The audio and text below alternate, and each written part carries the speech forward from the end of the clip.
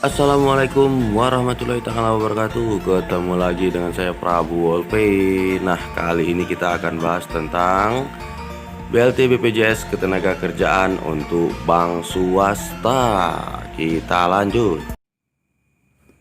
Oke teman-teman, kita lanjut aja ya Assalamualaikum ke warahmatullahi topik wabarakatuh. pembahasannya Ketemu teman-teman. lagi dengan saya Prabu Ini seperti Wolpe. yang teman-teman Nah, lihat ya, kali ini di kita akan bahas Kupon tentang itu ada BLT seperti itu. BPJS Mengapa Ketenagakerjaan BLT tahap untuk 1 bank 4 swasta. BPJS Ketenagakerjaan Kita yang lanjut. belum cair?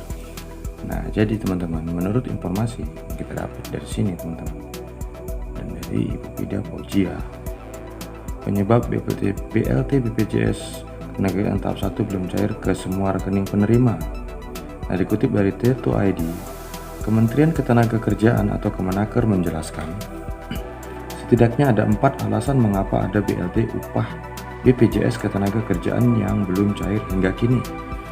Masih banyak warganet, baik pun di Instagram maupun di Twitter, yang mengeluhkan belum menerima BLT upah BPJS Ketenagakerjaan. Nah, jumlah penerima bantuan subsidi upah atau BSU, BLT, dan BPJS dari pemerintah pada tahun 2020 adalah sebanyak 15.725.232 pekerja. Oleh karena itu, jumlah penerima bantuan ini terbatas pada angka tersebut. Karena jumlah yang banyak, setiap rekening pun harus diverifikasi agar tepat sasaran. Nah, jadi teman-teman, untuk ini, teman-teman ya yang mungkin belum terrealisasi atau belum cair dananya untuk BLT dan BPJS-nya, ya kita sama-sama bersabar teman-teman, karena memang untuk proses tersebut memang harus membutuhkan ya validasi dan verifikasi data yang sesuai agar tepat pada memang yang berhak harus memilih, seperti itu teman-teman. Jadi kita lanjut ya teman-teman ya. Berikut ada 4 penyebab mengapa BLT upah BPJS Ketenagakerjaan belum cair seperti dilansir Kemenaker. Nah, jadi buat teman-teman yang nyimak video saya dari awal sampai ini nanti saya upload, teman-teman akan tahu dan pasti akan bertanya kan, kenapa ada yang belum dapat dan belum cair sampai sekarang, apakah masih bisa berlanjut atau enggak, kan kayak gitu. Nah, di sini akan dijelaskan ya teman-teman. Saya ulangi bacanya. Berikut ini 4 penyebab mengapa BLT upah BPJS Ketenagakerjaan belum cair seperti yang dilansir Kemenaker, yaitu ada 1. Pekerja belum terdaftar sebagai peserta BPJS Ketenagakerjaan. Artinya, nah ini sama artinya langsung teman-teman, biar teman-teman nyimak dan sekalian tahu artinya. Apa sih yang belum terdaftar di BPJS itu, gimana maksudnya? Seperti ini teman-teman. Artinya, pekerja tersebut belum terdaftar sebagai peserta BPJS Ketenagakerjaan dan otomatis memenuhi syarat untuk menerima BLT. Syarat penerima BLT adalah peserta aktif di BPJS Ketenagakerjaan, bergaji di bawah 5 juta dan rutin membayar iuran hingga Juni 2020. Nah, kedua, perusahaan tempat bekerja belum mendaftarkan nomor rekening pekerja ke BPJS Ketenagakerjaan. Ini kayaknya yang sering nih. Nah, jika perusahaan tidak mendaftarkan nomor rekening peserta, maka pekerja tak bisa menerima BLT meskipun berstatus peserta aktif BPJS Ketenagakerjaan dan bergaji kurang dari 5 juta. Manajemen perusahaan perlu mendaftarkan peserta melalui laman. Ini lamannya teman-teman, sipp.bpjsketenagakerjaan.go.id. Nah, ketiga, bantuan subsidi gaji atau upah diberikan secara bertahap. Nah, jadi teman-teman, bukan secara langsung ya teman-teman atau sekaligus gitu, tapi secara bertahap. Karena jumlahnya yang banyak, Kemenaker membagi bantuan BP Jam Sostek ini cara bertahap. Ada kemungkinan pekerja belum menerima BLT karena namanya terdata untuk pencairan tahap selanjutnya.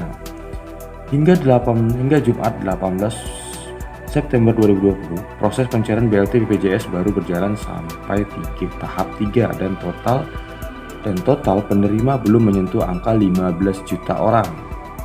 4. Data dan rekening pekerja masih dalam proses verifikasi.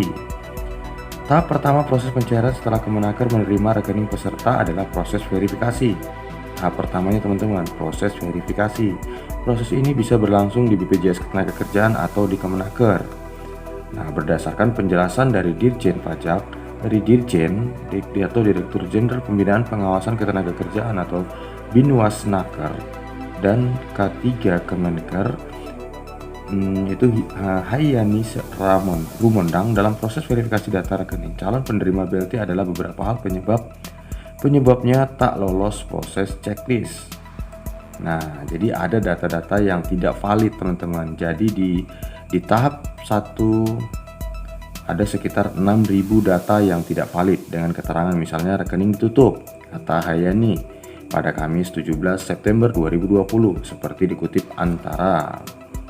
Bisa saja ketika proses pemberian data, rekening masih buka, tapi ternyata tutup dalam beberapa waktu bulan setelahnya. Jadi buat teman-teman yang merasa buka rekening, terus beberapa bulan tutup, nah ini dia nih penyebabnya seperti itu teman-teman.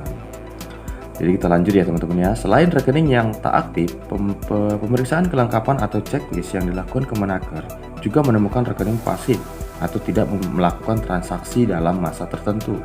Jadi rekening pasif itu teman-teman adalah rekening yang tidak ada melakukan transaksi sama sekali gitu, alias kosong ya.